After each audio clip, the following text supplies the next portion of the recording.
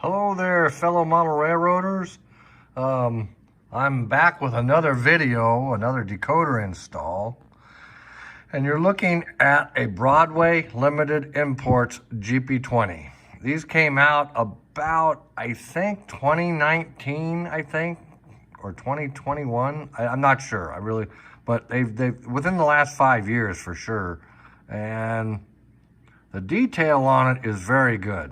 The sound is not so good because BLI really went out of their way to ensure good detail on this locomotive, but unfortunately they didn't do their homework on the sound. Sorry, BLI, but the sound is not correct on these. They come from the factory with GP9 sound, and GP9s were equipped with a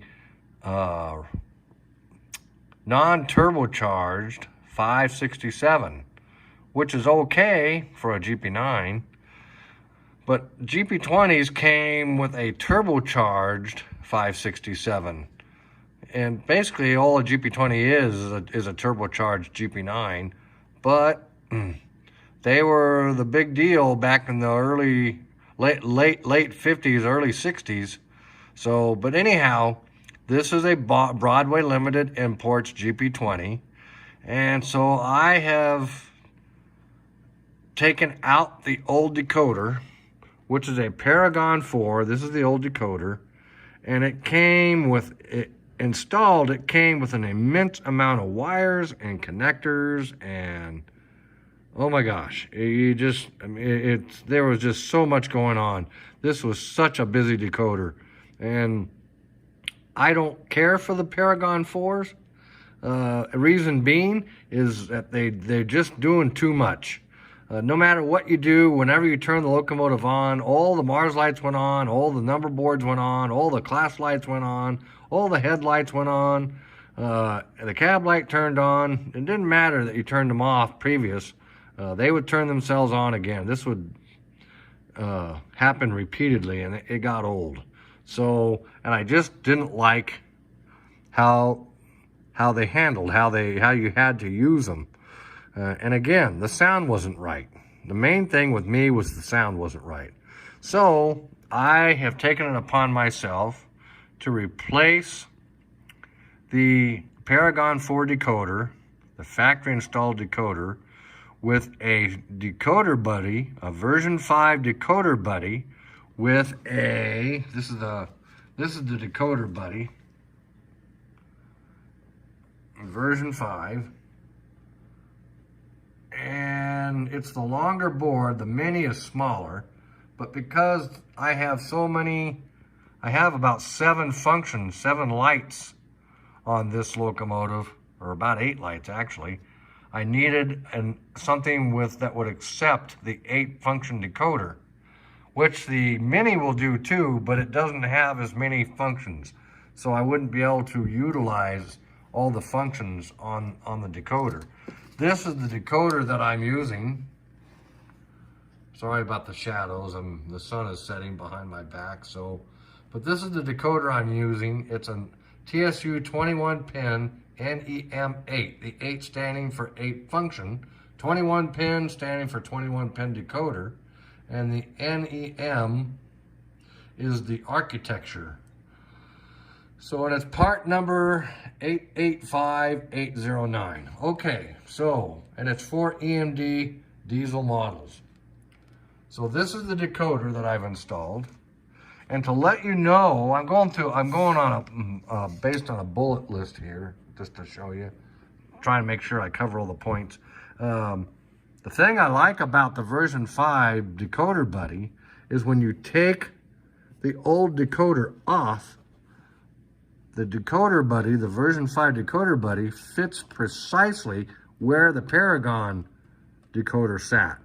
All you do is you take up these 2 screws, one here, as you see right there, and there's one there, and then there's just 2 pins on the opposing corners, and you remove the Paragon 4, And the Decoder Buddy version 5 Decoder Buddy slips right in. You just put the screws back on and you are good to go. So, I've covered the decoder that I'm using. The thing I like about the decoder, I'm doing it this way, is that there's very minimal handling of the decoder. You do all your work of the function wires and the motor wires, track pickups, everything to the Decoder Buddy. Make sure you got that all dialed in. And then when you're done, when you're ready to run, you just take the decoder and slip it on these pins right here that are sticking out of the Decoder Buddy, and you're good to go. So, I reiterated the benefits of the decoder. The Decoder Buddy, like I said, fits perfectly where the Paragon 4 sat, so that makes it so much easier. This locomotive is also equipped with a Go Pack, which is BLI's version of a current keeper or a capacitor bank. So I'm not sure. The only thing is, because I kept the speaker that came with it, the speaker actually puts out really good sound. So I opted to stay with the speaker that came with it. So I'm not sure, however, if it's going to fit. So I may have to do some rearranging. But it does work. It works. It's got sound now. It's got the turbocharged 567 sound. And to let you know, also with the Go Pack, it's a 3-wire Go Pack. But the Decoder Buddy accepts 3-wire Go Packs or current keepers. So, and this is where they're wired, is right over here. You'll see right here. And it shows you on the Decoder Buddy packaging how you wire based on the blue wire, where the blue wire needs to go, and the function wires. And it shows you right here on this side where the wires for the Go Pack should go. Now the Decoder Buddy comes equipped with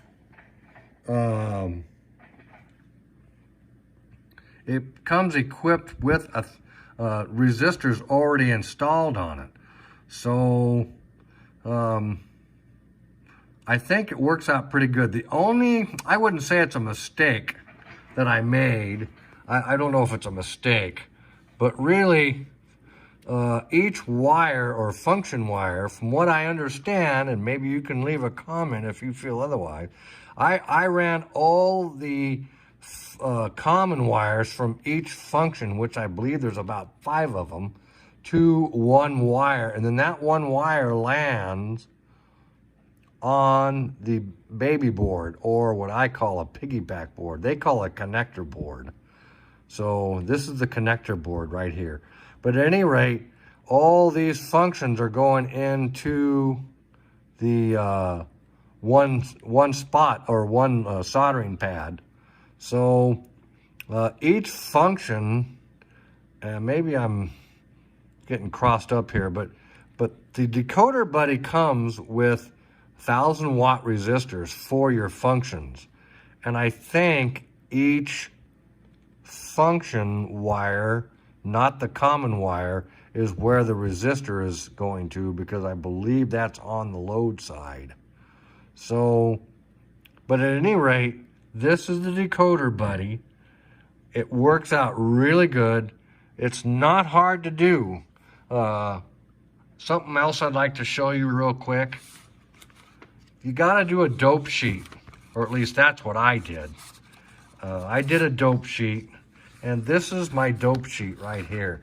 Now, this isn't to say this is how it is for every Broadway Limited Imports GP20. I have another one, another Broadway Limited GP20 that has the same configuration, but I don't know if the wires are the same. These might be different. I kind of doubt it. You'd probably be okay, but I had to go in with a battery pack and check each wire and mark them down to make sure which wires were which. And so I would know what the commons were as well as the function wires. So, and that probably took up most of my time. So, but I just have one of these. It's super easy to do if you have one of these. It's a battery pack, just has 2 AA batteries in it. And I've got these 2 clips. I'll show you here real quick.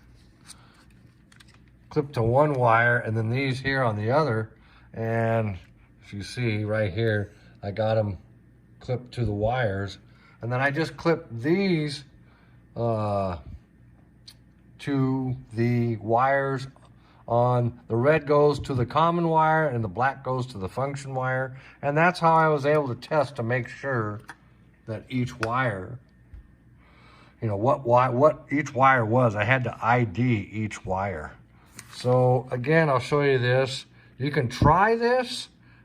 Like I say, it's probably the same, but then again, I don't know. Like I said, I have another GP20 that has a the same setup, and I have yet to take that and open it up and see. But at any rate, I'm pretty sure it's probably the same. So you can probably use this list. I would definitely check it though before you just, I wouldn't take this for verbatim. So, but anyhow, I think that's about it. I look at my list here real quick, and oh yeah, there is, when you're doing the check of your wires for your functions, there's 2 gray wires, and I marked one of the gray wires to make sure I didn't get it mixed up with the other gray wire. So there's several black wires too, but each black wire is with a different color except for the 2 gray wires. There's 2 gray wires. So I just marked one wire with a Sharpie, and then I just marked that down as to what they were. So I hope this helps somebody. This is not difficult. I know a lot of people are upset that BLI did this. They installed GP9 sound on a GP20, but to be honest with you, if you go with a decoder, buddy, for me anyhow, it's been pretty easy. I think the second one will go even will go much easier. The thing I have left to do now is some wire management and making sure that this go pack fits. To let you know, I tested this locomotive with and without, or without and with a go pack or a current keeper. And it did fine on my number 6 switches, but it did stall on my number 8 switches, my number 8 Atlas switches. So as soon as I put the go pack in, no problems. So the wheelbase is somewhat short, I guess you might say. But with the go pack, there's no problem. So it works really well with the go pack. My only hope is that it fits, because like as you can see, there's the speaker tucked up inside, up against the roof line of the locomotive, and I'm hoping it fits. So we're gonna find out though. So anyhow, I think that's it. I think I've covered everything I can think of with this. Again, I hope this helps somebody. So the only thing I got left to do now, like I said, is the wire management and putting Katie couplers on this, and it should be good to go. Okay, I thank everybody for watching. Leave any comments you might have, what your experience was, or if there's a better way you have of doing something with this. I'm always open to suggestions. Okay, thanks so much for watching. Bye for now.